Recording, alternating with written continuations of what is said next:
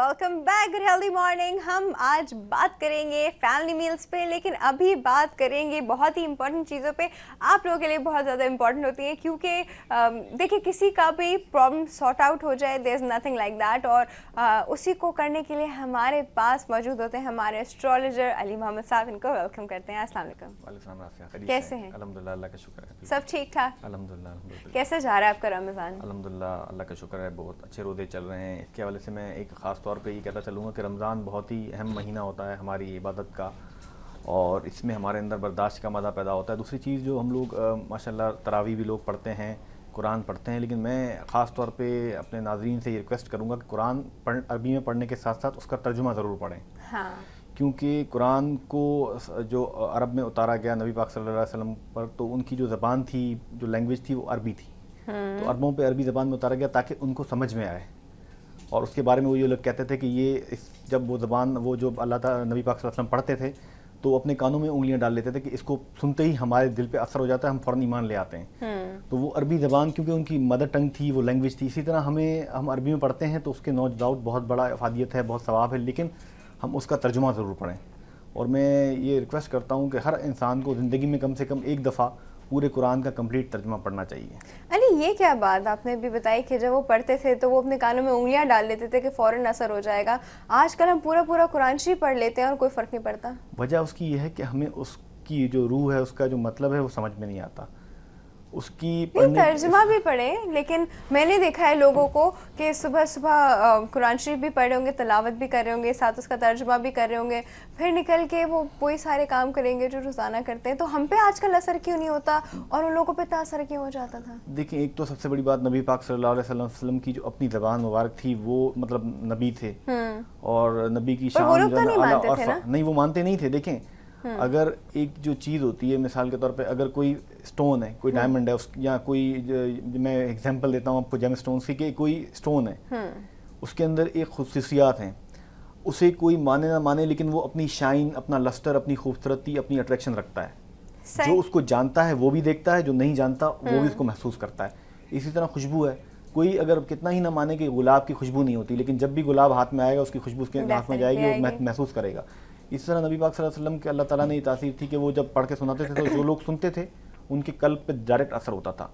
तो वजह ये थी, एक तो वो नबी पाक सल्लल्लाहु अलैहि वसल्लम की ज़बान से अदा होता था, दूसरा ये कि हमें उसको समझना चाहिए कुरान को। मतलब हम तर्जुमे को पढ़ रहे हैं, कोशिश ये करनी चाहिए कि पहले आप अरबी पढ़ें कंप्लीट, फिर उसके बाद उस पूरी अरबी की कंप्लीट साथ में ट्रांसलेशन पढ़ें अलग से। अक्सर लोग अरबी पढ़ते हैं एक लाइन, फिर उसके बाद तर्जुमा पढ़ते हैं, लाइन पढ़ते हैं, इस तरह से उसका इतना इफेक्ट नहीं होता जो तर्जुमे मतलब एक चीज़ को कंप्लीट कर लें ताकि जब आप उसका तर्जुमा पढ़ें तो कंटिन्यूएशन में आपको वो समझ आए एंड शुड मेक सेंस। क्योंकि अगर हम उसको वर्ड बाय वर्ड तर्जुमा जब पढ़ रहे होते हैं तो वो इट्स नेवर मेकिंग सेंस, तो वो समझ नहीं आ रहा होता। बहुत सारे जो तर्जुमे हैं वो बामुहावरा नहीं है, थोड़ी मुश्किल उर्दू में है। हाँ। तो उनमें सबसे जो आसान तरीन तर्जुमा, मैं अल्हम्दुलिल्लाह आजकल इस हवाले से थोड़ी सी तफसीर के साथ पढ़ लेना। आप तफसीर पढ़ेंगे, तफसीर देखिए, तफसीर तो एक अलग चीज़ है। तफसीर तो जो तफसीर का मतलब समझिए कि आप तशरीह है, वो तशरीह हर जो स्कॉलर है, जो आलिम है, वो अपने हिसाब से करता है, उसकी अंडरस्टैंडिंग है जो जिस फ़िक़ह से ताल्लुक़ रखता है। तर्जुमा जो है सबसे जो गवर्नमेंट ऑफ पाकिस्तान का भी मंजूर शुदा है, और जो आप देखते हैं कि PTV पे चलता है, या रेडियो जो गवर्नमेंट के रेडियो हैं उन पे चलता है, या अखबारों में जो रखा जाता है, वो फ़तेह मोहम्मद जालंधरी साहब का तर्जुमा है उर्दू का, सबसे सलीस, सबसे आसान और बामुहावरा। सही। अच्छा, हमारे साथ एक कॉल है अली, जी ले लेते हैं। अस्सलाम वालेकुम। वालेकुम अस्सलाम। Good healthy morning. कौन बात कर रहा है? ज़हरा बात कर रही हूँ गुजरावाला से। जी ज़हरा, कैसी हैं आप? बिल्कुल फाइन, आप कैसी हैं? मैं बिल्कुल ठीक हूँ ज़हरा। कैसे जा रहे हैं आपके रमज़ान?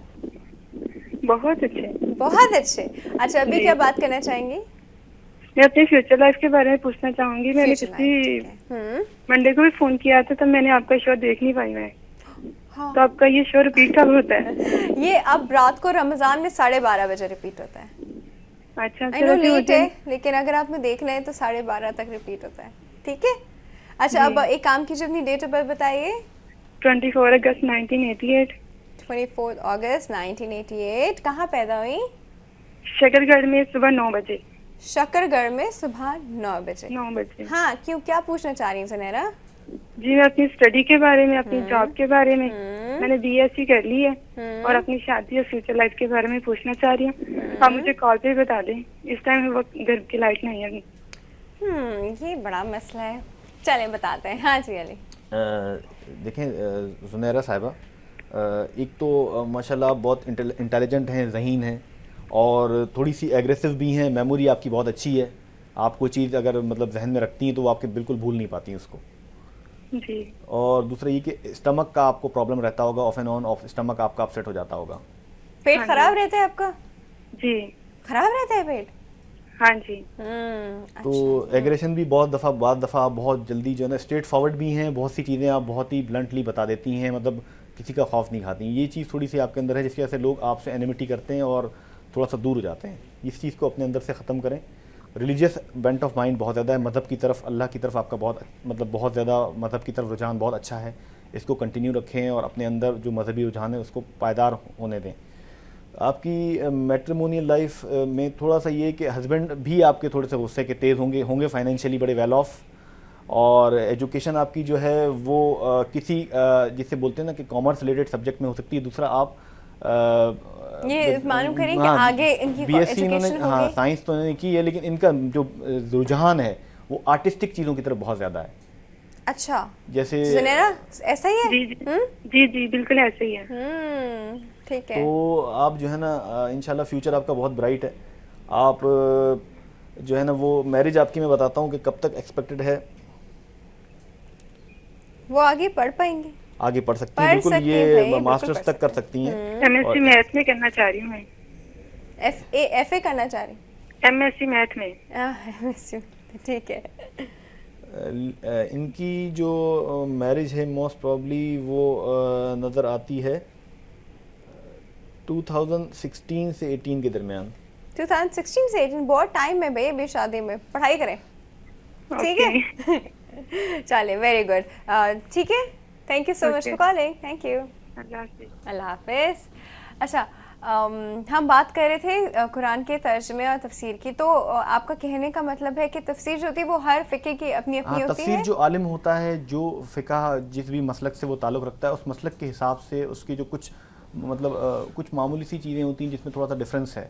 لیکن کیسے ڈفرینس ہو سکتا ہے علی؟ ایک قرآن شریف ایک میننگ اور ایک مفہوم کے ساتھ. دیکھیں میننگ میں اور تفسیر میں فرق ہے. میننگ جو ہوتی ہے وہ ترجمہ ہوتا ہے, ٹرانسلیشن. تو ہم اس کو اپنی مرضی سے تو نہیں وہ کر سکتے. ٹرانسلیشن تو سیم ہوتا ہے. تفسیر یہ ہوتی ہے کہ جیسے حدیث ہے اور فقہ ہے, فقہ کے جو امام ہیں ان کے حساب سے مطلب کچھ لوگ ہاتھ کھول کے نماز پڑھتے ہیں, کچھ ہاتھ باندھ کے پڑھتے ہیں, کچھ جو ہے وہ تکبیر دیتے ہیں.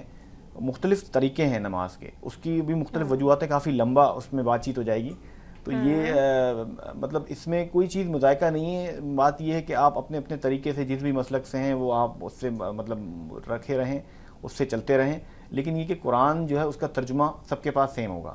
لیکن یہ کہ ترجمے میں یہ ہے کہ کوئی اردو, جیسے آپ کو پتہ ہے کہ کسی زمانے میں جب ترجمے ہوئے, شاہ ولی اللہ محدث دہلوی نے پہلا ترجمہ کیا تھا, تو اردو جو تھی پہلے بڑی مشکل قسم کی زبان تھی. آپ نے اگر اشعار پڑھے ہوں میر تقی میر کے, تو اس طرح کی جو اردو تھی. اب جیسے جیسے زمانہ گزرتا جا رہا ہے تو اردو سلیس اور سلیس ہوتی جا رہی ہے.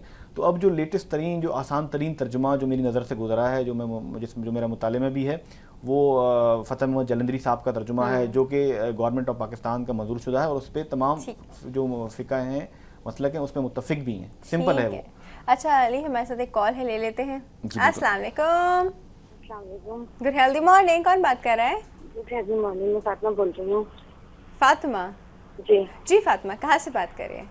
میں کراچی سے بات کر رہی ہیں. کیا پوچھنا چاہ رہی ہیں؟ ہاں مجھے آپ کے بارے میں پوچھنا تھا. جی جی پوچھیے. میں ڈیٹ آف برتھ ہے 26 اکتوبر. 26 اکتوبر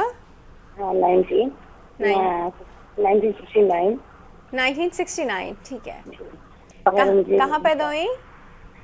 کراچی میں. کراچی میں. کیا ٹائم تھا؟ ٹائم مجھے نہیں معلوم ہے. بالکل بھی معلوم نہیں؟ بالکل نہیں معلوم. ایسا بھی نہیں کہ صبح ہو یا دوپہر ہو یا رات ہو, ایسا کچھ نہیں معلوم؟ نہیں کچھ بھی نہیں معلوم. پورے پلیس آف برتھ کراچی ہے. 26 اکتوبر 1969. 26 اکتوبر 1969. 26. ہاں ہاں. اچھا مجھے بتائیں کیا پوچھنا چاہ رہی ہیں فاطمہ؟ مجھے ہیلتھ اینڈ فیوچر کے بارے میں بات کرنا ہے, کیونکہ ہیلتھ میں بالکل صحیح نہیں رہتی. اور یہ ہے نا ٹھیक ہے, health and future and stone also. And stone as well. ٹھیک ہے جی, ہم آپ کو بتاتے ہیں آن ایئر. ٹھیک ہے چلے جی. ان فاطمہ کے کویشچن کا آنسر کریں گے ایک بریک کے بعد. ویورز وقت ہو گیا ایک چھوٹی سی بریک کا, کہیں میں جائے گا. We'll be right back.